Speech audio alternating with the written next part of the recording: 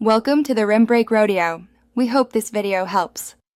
You start by opening the developer portal and choosing the application for the bot you want to change. Once there, locate the Bot tab and verify the token without revealing it. Treat it like a password. Make sure you have server-managed server rights and that the bot is invited with appropriate scopes.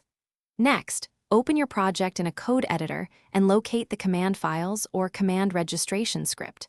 Once done, you're ready to modify command names, permissions, or responses in the codebase. Now you change the command definitions, rename the command, update descriptions, and edit option schemas. While doing this, update any permission checks that reference role or user ID so that access stays correct. If your bot uses /commands, re-register them with Discord, either via your deployment script or a manual registration call, because the API caches command metadata. Make sure you run the bot locally or in a staging environment and exercise each path.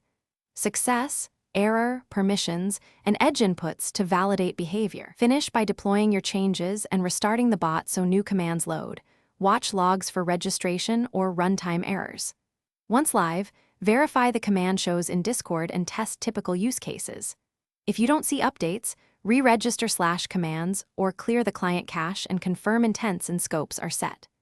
One key troubleshooting tip: if commands silently fail, check for mismatched role ID or missing intents, and confirm the bot token and rate limit errors are not blocking registration. Those are the most common causes. Thanks for watching. Consider subscribing if we helped you.